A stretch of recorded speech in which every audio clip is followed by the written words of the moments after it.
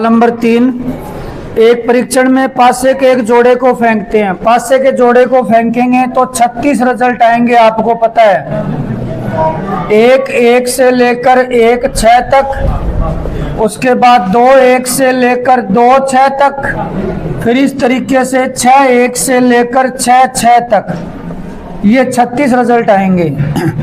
अब इसमें कुछ घटनाएं दी गई है।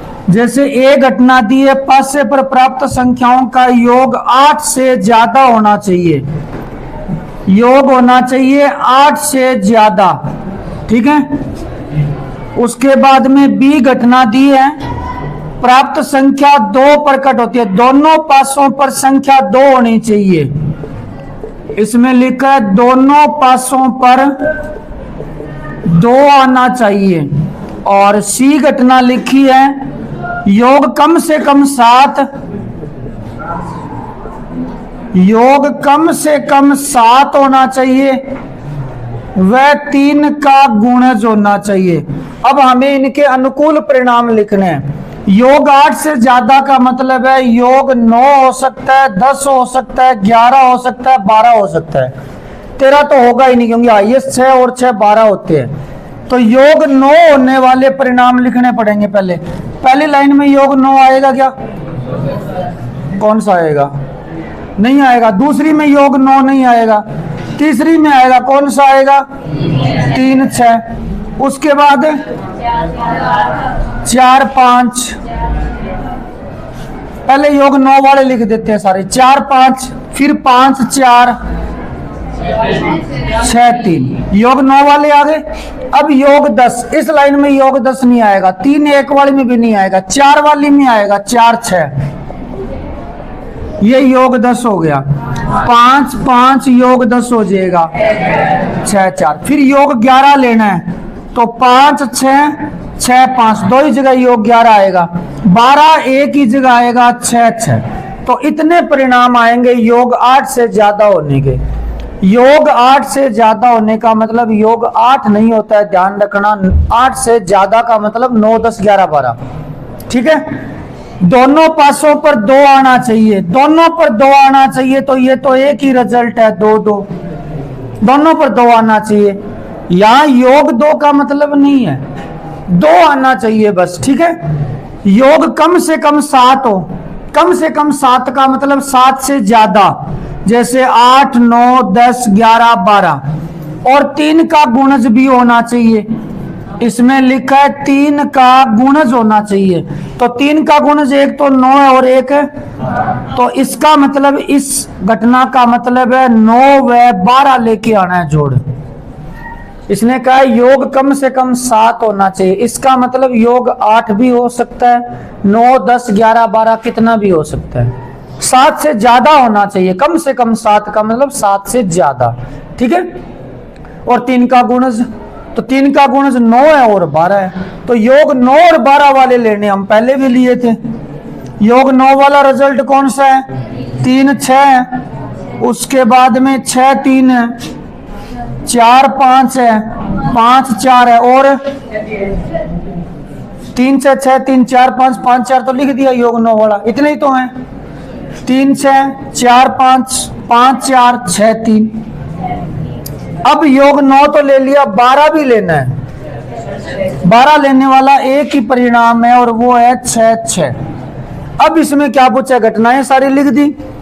इन घटनाओं के कौन कौन से युग्म परस्पर अपवर्जी है? अपवर्जी का मतलब कॉमन क्या आना चाहिए? फाई आना चाहिए। क्या आना चाहिए? फाई मीन्स कुछ भी नहीं आना चाहिए। अब ये ए घटना, ये बी है, ये सी है। क्या ए और बी में कॉमन है? ए और बी में कोई एलिमेंट कॉमन है क्या? नहीं है। तो यहाँ पे साफ दिख रहा है ए इंटरसेक्शन बी फाई है। इसका मतलब ए और बी दोनों अपवर्जी हैं। क्या ए और सी में कॉमन है? ए और सी में कॉमन नहीं है, बहुत सारे कॉमन है, ये अपवर्जी नहीं है। बी और सी में कॉमन है? बी और सी में कॉमन नहीं है। तो इसका मतलब B intersection C B phi है।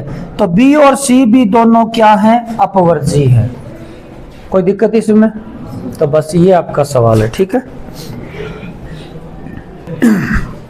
3 सिक्कों को एक बार उछाला गया, आपको मैंने बताया था 3 सिक्कों को एक बार उछालना, यानी 3 सिक्के एक साथ उछालने हैं। तो 3 सिक्के उछालेंगे तो कितने रिजल्ट आएंगे?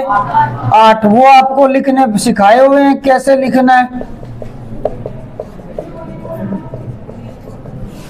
और उसके बाद tail head head, tail head tail, tail tail head और टेल टेल टेल। ये तो हो गई अपनी समष्टि, ये प्रतिदर्श बिंदु कहलाते हैं। समष्टि का मतलब जितने भी संभावित परिणाम है वो सारे मंझले ब्रैकेट में लिखकर एक समुच्चय बना दो, वो प्रतिदर्श समष्टि कहलाती है। ठीक है, और ये सारे इसके क्या कहलाते हैं? प्रतिदर्श बिंदु कहलाते हैं। इसमें एक घटना लिखी है ए घटना लिखी है 3 चित्त दिखना। तो 3 चित्त वाला परिणाम कौन सा है? लिख दो, एक ही तो है, हेड हेड और हेड। बी घटना कौन सी है? 2 चित्त और 1 पट, 2 चित्त और 1 पट, 2 हेड होना चाहिए और 1 टेल होना चाहिए। 2 चित्त और 1 टेल, तो 2 चित्त 1 टेल, इसमें भी 2 चित्त 1 टेल है और इसमें भी 2 चित्त और 1 टेल है। तो ये 3 परिणाम होंगे इसमें। ठीक है, सी घटना क्या है?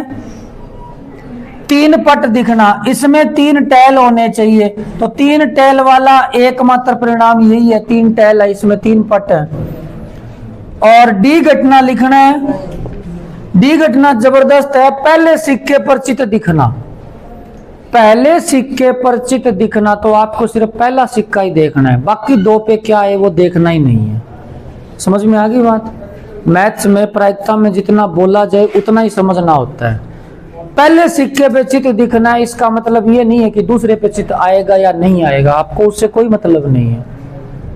कई बार क्या होता है ऐसे सवालों में ऐसे आ जाए ना कि पहले सिक्के पे चित्त बोला है, दूसरे पे तो बोला ही नहीं है, दूसरे पे आना नहीं चाहिए, ऐसा नहीं समझना है। आपको जितना बोले उतना ही करना है।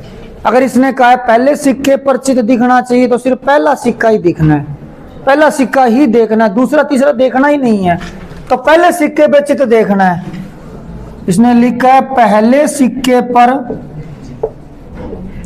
सिक्के पर चित्त आना, तो पहले सिक्के पे चित्त, ये लो हेड, बाकी दोनों पे फिक्स नहीं है, फिक्स नहीं है तो बाकी दोनों की सारी संभावनाएं लिख दो, ये 4 ही है। पहले सिक्के पे चित्त, बाकी 2 पे पता नहीं, कुछ भी आ सकता है, क्योंकि कुछ भी डेफिनेट नहीं किया इसने। डेफिनेट का मतलब समझते हो क्या होता है? निश्चित नहीं किया है। Head head, head tail, tail head, tail tail. तो ये 4 अलग अलग घटनाएं। अब इसमें क्या बोला गया है? पहला तो है बताओ परस्पर अपवर्जी कौन कौन सी है? तो जिन जिन में कॉमन कुछ भी नहीं आ रहा वो अपवर्जी है। इसमें कॉमन है क्या? ए और बी में, तो ए व बी अपवर्जी है। तो पहले अपवर्जी वाली लिख देते हैं, अपवर्जी ए व बी। ए के साथ और कौन है अपवर्जी? ए के साथ सी भी अपवर्जी है, ए और सी अपवर्जी है, ए और डी में कॉमन है। ए के साथ तीनों को चेक कर लिया, अब बी के साथ चेक करो। बी के साथ ए तो चेक हो ही गया, बी और सी अपवर्जी है क्या? है। बी और सी भी अपवर्जी है, बी और डी नहीं है। सी के साथ डी को चेक करो, सी के साथ ए और बी पहले चेक हो गए, सी के साथ डी को चेक करो, है क्या अपवर्जी? है। तो सी और डी भी अपवर्जी। इतनी घटनाएं आपस में अपवर्जी है। ए और बी अपवर्जी है, ए और सी अपवर्जी है, बी और सी अपवर्जी है, सी डी अपवर्जी है। रीजन लिखना पड़ेगा क्योंकि दोनों के बीच में कॉमन नहीं आ रहा है। दूसरा क्या है? सरल घटना। सरल घटना कौन सी बताई थी आपको? जिसमें एक ही प्रतिदर्श बिंदु हो, सिर्फ एक सिंगल होना चाहिए, जैसे इसमें है, जैसे इसमें है। ये सरल घटनाएं हैं, ये दोनों सरल है, बाकी बच गई वो मिश्र। मिश्र में एक से ज्यादा घटनाएं होती है, एक से ज्यादा परिणाम होते हैं। तो ये मिश्र घटना है, ये मिश्र घटना है, ये दोनों सरल है। ठीक है, 5वां आप करो तो कर लेना, नहीं तो छोड़ इसको। 14.2 पहला सवाल, प्रतिदर्श समष्टि दी है एस। एस के अंदर ये जो डब्ल्यू से लिखे हैं इनको क्या बोलते हैं? ओमेगा। तो ये ओमेगा 1 ओमेगा 2 से लेके ओमेगा 7 तक 7 रिजल्ट हैं।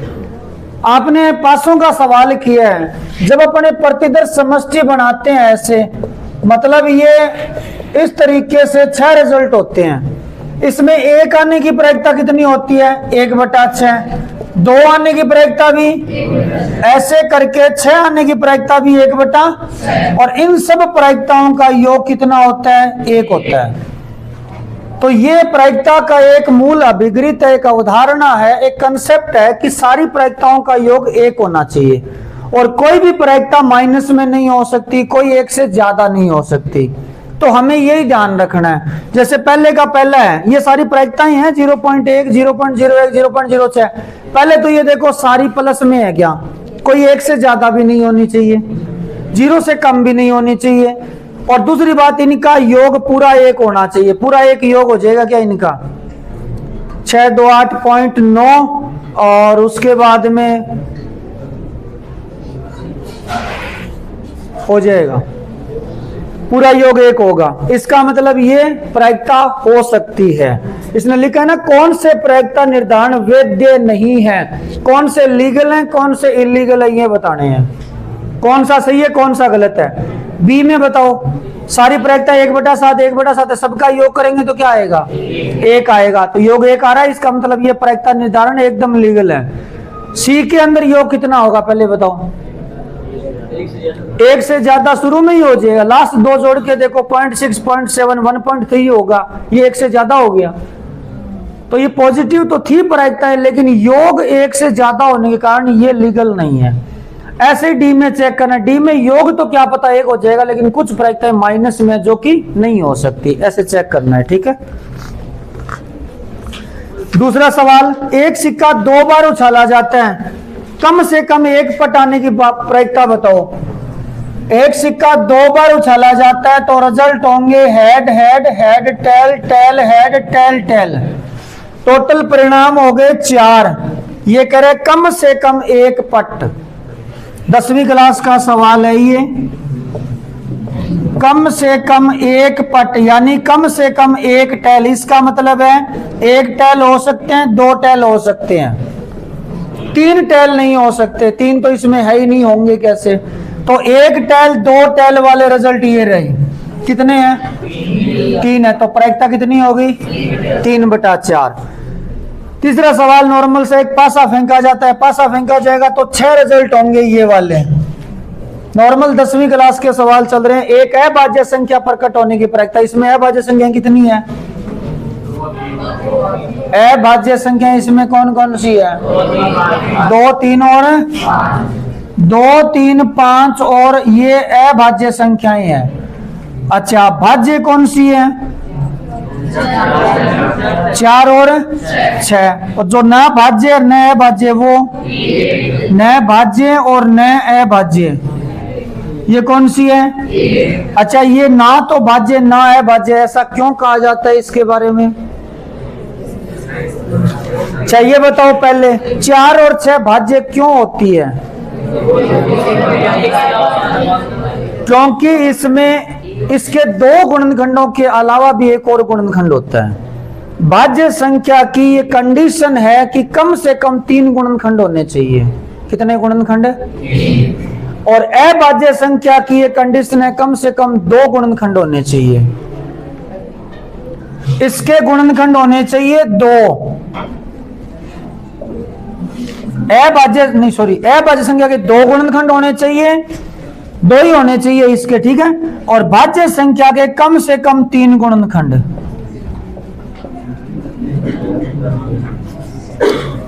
दो गुणनखंड कौन से? जैसे 5 है तो 5 के गुणनखंड 2 है, 5 और 1।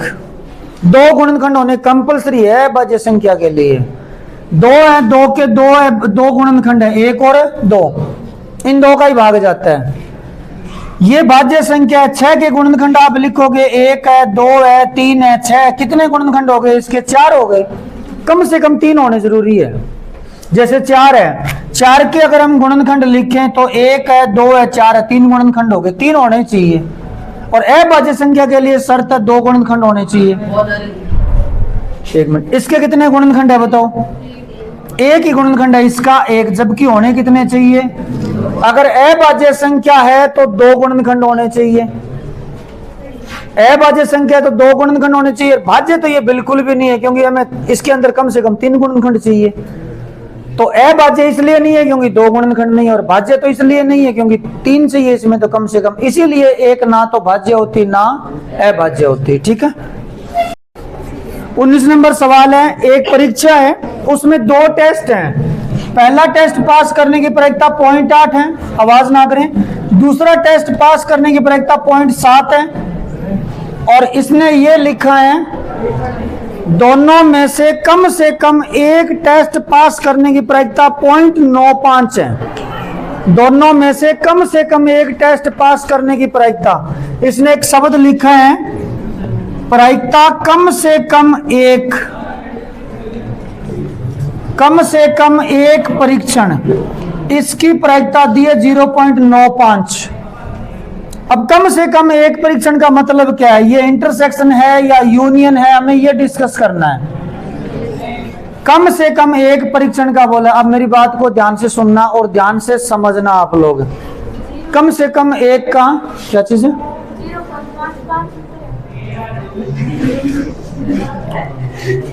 कोई बात नहीं, सुनो। तो मैं ये बता रहा हूं कि कम से कम एक परीक्षण या कम से कम एक का मतलब क्या होता है। फॉर एग्जाम्पल मान लो आपकी क्लास के अंदर 70 विद्यार्थी हैं, टोटल 70 विद्यार्थी हैं। बात को ध्यान से समझना, ये 12वीं क्लास में भी काम आएगी। टोटल 70 विद्यार्थी हैं। मान लो इसमें 40 ऐसे हैं जो हिंदी भाषा जानते हैं या बोलते हैं, और 40 ऐसे हैं जो इंग्लिश भाषा जानते या बोलते हैं। ठीक है। और 10 ऐसे हैं जो हिंदी और अंग्रेजी दोनों बोलते हैं। हिंदी और अंग्रेजी दोनों बोलते हैं। मेरा कहने का मतलब ऐसे सवाल आपको पहले चैप्टर मैंने बहुत कराए हैं। ये हिंदी का वेन डायग्राम है, ये इंग्लिश का है। हिंदी और इंग्लिश दोनों में 10 हैं। हिंदी में टोटल 40 है तो यहाँ कितने आएंगे 30। इंग्लिश में टोटल 40 है तो यहाँ कितने आएंगे, और टोटल कितने हो गए 70 हो गए। अब मूल बात यह है, अगर मैं आपसे ये पूछूं हिंदी या अंग्रेजी में कितने हैं, हिंदी या अंग्रेजी में, यूनियन का मतलब या होता है। आप अपनी क्लास पे सोच के देखो ना, अभी क्लास में 70 हैं, उसमें से 40 को इंग्लिश आती है, 40 को हिंदी आती है, 10 ऐसे कॉमन बैठे हैं जिनको दोनों भाषाएं आती है। अब मैं क्लास में आके बोलूं कि जिनको हिंदी या अंग्रेजी भाषा आती है वो खड़े हो जाओ, हिंदी या अंग्रेजी भाषा आती है वो खड़े हो जाओ, इसका क्या मतलब हुआ, सारे ही होंगे। तो यूनियन में तो वैसे भी तो सारे ही आते हैं, तो हिंदी या अंग्रेजी का मतलब हो गया इसके अंदर टोटल आएंगे। समझ में आ गई बात ये। अब मेरी सवाल को दोबारा सुनना, मैंने क्या बोला, वो विद्यार्थी खड़े हो जाएं जिनको हिंदी या अंग्रेजी आती है, सारे हो गए। समझ गए, क्योंकि या का मतलब यूनियन होता है। अब मैंने इसी बात को दूसरे तरीके से बोला, वो विद्यार्थी खड़े हो जाओ जिनको कम से कम एक भाषा आती है। वो विद्यार्थी खड़े हो जाएं जिनको कम से कम एक भाषा आती है। कितने विद्यार्थी खड़े होंगे, कितने होंगे 7। कम से कम एक का मतलब हो गया एक भाषा आ सकती है, दोनों भी आ सकती है। तो ये कम से कम एक भाषा आती है, इसको, इनको एक भाषा आती है, इनको दोनों आती है। नहीं, ये सारे ऐसे हो गए जिनको कम से कम एक भाषा आती है। तो कम से कम एक भाषा में सारे, यूनियन में ही सारे, इसका मतलब कम से कम एक का मतलब होता है यूनियन। क्या मतलब होता है, तो ये जो कम से कम एक परीक्षण का बोल रहा था ये यूनियन की प्रायिकता है, तो यहां फर्स्ट यूनियन सेकंड आएगा। और फिर इसने कहा है, क्या पूछा है लास्ट में, प्रायिकता किसकी पूछी है, दोनों परीक्षण में। दोनों का मतलब पहले और दूसरे में। मान लो मैं क्लास में ऐसे बोल दूं जिनको दोनों भाषाएं आती है, वो बताओ कितने हैं, कितने होंगे 10 ही होंगे। और ये कौन से हैं, इंटरसेक्शन वाले हैं। कौन से हैं ये, कॉमन वाले हैं। तो दोनों का मतलब हो गया कि आपको इंटरसेक्शन पूछा है, तो यूनियन आपको दिया है, इंटरसेक्शन आपको पूछा है, सूत्र लगा दो। प्रायिकता फर्स्ट यूनियन सेकंड की प्रायिकता ये हो जाएगी प्रायिकता फर्स्ट प्लस में प्रायिकता सेकंड माइनस में प्रायिकता फर्स्ट इंटरसेक्शन सेकंड। मान रख दो फर्स्ट यूनियन की प्रायिकता का कितना है 0.95 इसका 0.8, इसका 0.7 और ये प्रायिकता आपकी पूछी गई है, तो ये कितना हो गया 0.55, शायद इसका आंसर आ जाएगा।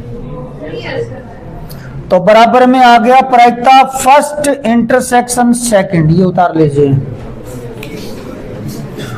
सवाल नंबर 7 है, एक अनभिन्नत सिक्के को 4 बार उछाला जाता है। जब 4 बार उछालेंगे तो 16 रिजल्ट आएंगे, वो 16 आपके सामने मैंने लिख दिए। अब इसमें क्या कहा है, एक व्यक्ति प्रत्येक चित्त पर 1 रुपया जीतता है।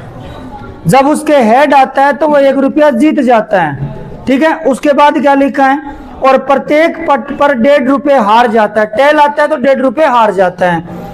इस परीक्षण के प्रतिदर्श समष्टि से, प्रतिदर्श समष्टि आपके सामने है, ज्ञात कीजिए कि आप 4 उछालों में भिन्न भिन्न कितनी राशियां प्राप्त करेंगे, और साथ ही इन राशियों की प्रायिकता भी बताओ। ये ध्यान रखना, हेड आने पे +1 है, 1 जीतेगा, और टेल आने पे -1 है, -1.5 रुपये है। तो पहला सवाल तो इसमें है कि आप कितनी अलग अलग राशियां जीत सकते हो। पहला सवाल तो ये है, सारा डिपेंड खेल हेड पे है। हेड आता है तो 1 रुपया जीत गया, हेड नहीं आया तो 1.5 रुपया हार गया। क्यों, हेड नहीं आएगा तो टेल आएगा, बात सीधी सी है।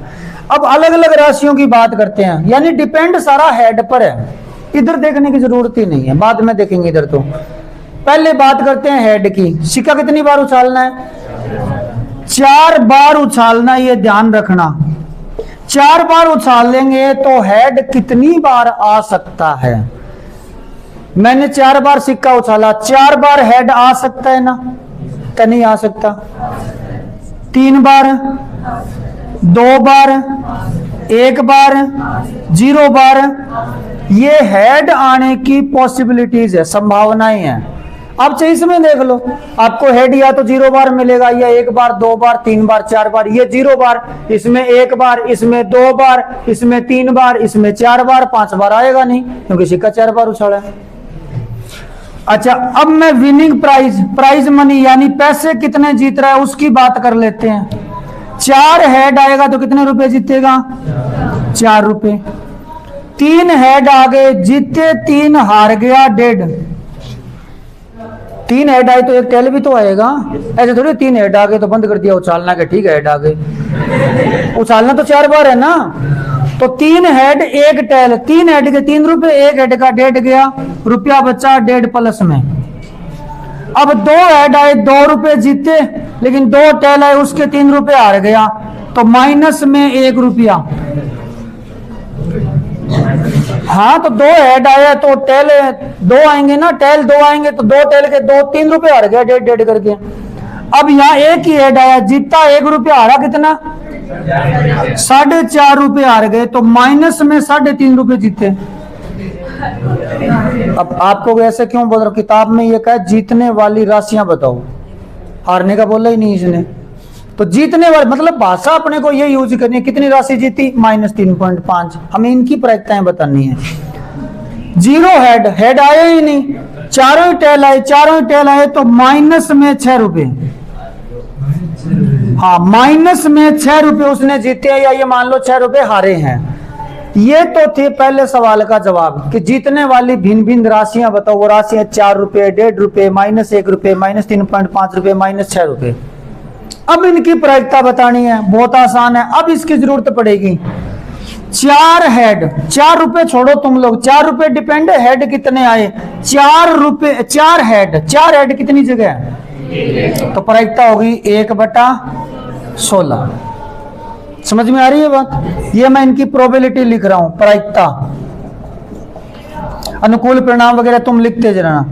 3 हेड वाले छांट लो, देखने की जरूरत नहीं। 3 हेड है तो टेल कितने होंगे, 3 हेड है तो टेल कितने होंगे, वो टेल कितने तरीकों से सेट हो सकता है, 4 तरीके। कौन से 4, टेल, तीनों हेड बोल दो, टेल हेड हेड हेड, फिर हेड टेल हेड हेड, फिर हेड हेड टेल हेड, फिर लास्ट में टेल। अब देख लो बोली वो 4 इसमें है, ये रहा, फिर ये रहा, उसके बाद ये रहा, और एक आ जाएगा लास्ट में हेड, कहाँ ये रहा, 4 है। तो प्रायिकता कितनी होगी, 4 बटे। अब पैसों से मतलब नहीं है, रुपयों से मतलब नहीं है, अब तो इनके अनुकूल जो परिणाम है उनकी प्रायिकता लिखनी है। कल को तुम इनसे गुणा वगैरह मत कर देना। ये राशियां थी, अब इनकी प्रायिकता। ये रुपए किस पे डिपेंड है? इधर वाली घटनाओं पे। कितनी घटनाएं है वो देखनी। इसमें कितने हेड है? तो 2 हेड है, 2 टेल है, छांट लो। 2 हेड 2 टेल छांट लो। 1 2 3 4 5 6 कितने हैं? तो प्रायिकता कितनी होगी? 1 हेड 3 टेल। हेड 1 ही है, टेल 3 है। कितने तरीकों से हेड होगा वो?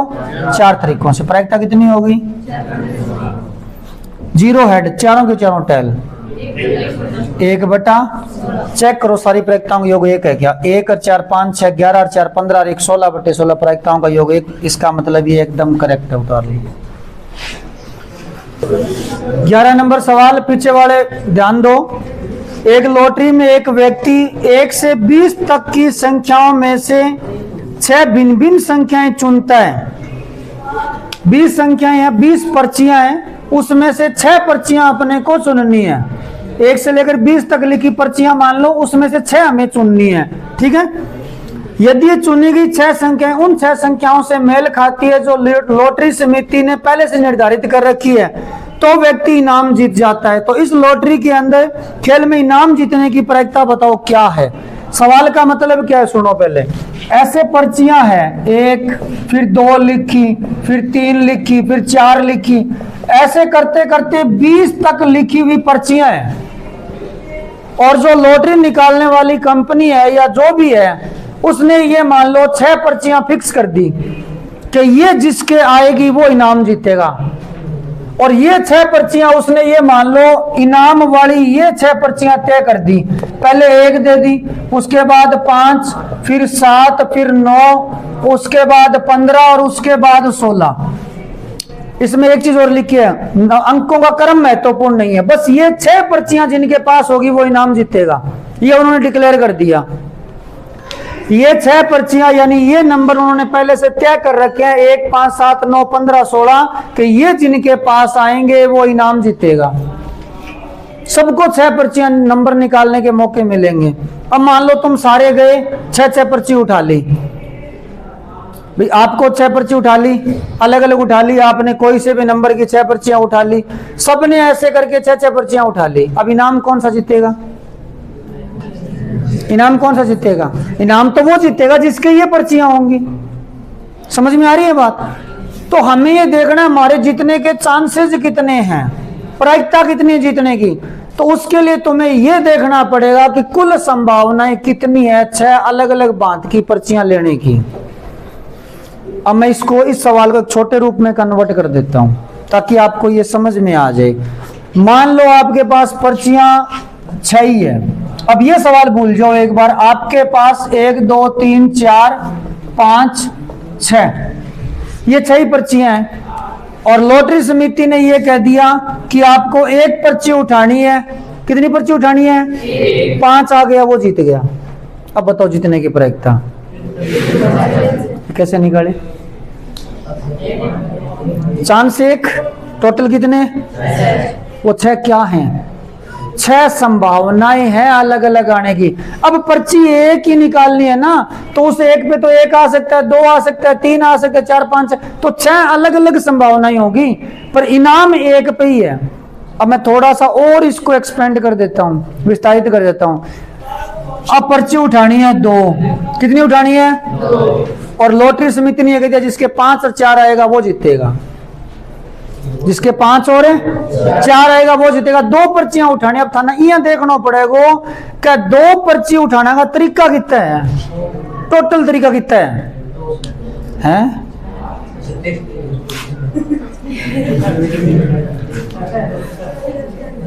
कितने होंगे? 2 पर्ची उठानी है ना अपने को, तो 2 पर्ची उठानी है तो इसके 6 सी 2 तरीके होंगे।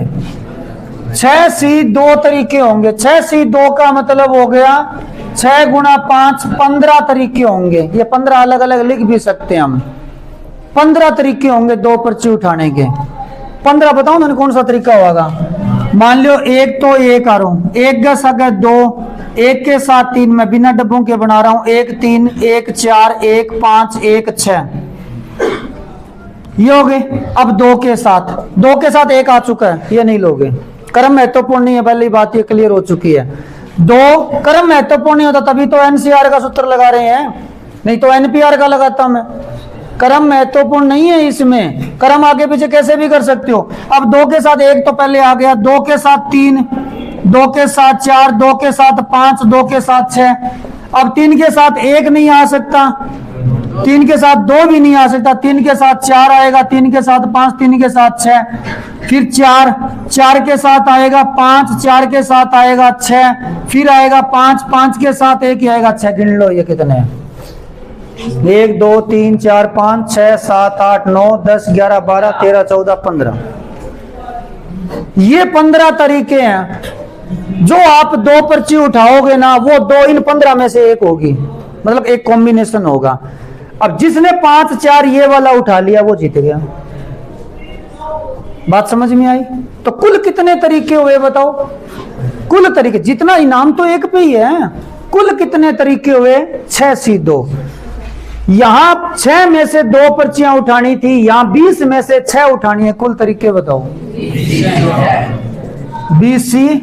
इनाम कितने पे होगा? इनाम तो एक ही कॉम्बिनेशन पे होगा, तो 1/20 C 6 जीतने की प्रायिकता है। उम्मीद आपको समझ में आ गया होगा। ठीक है, उतारो।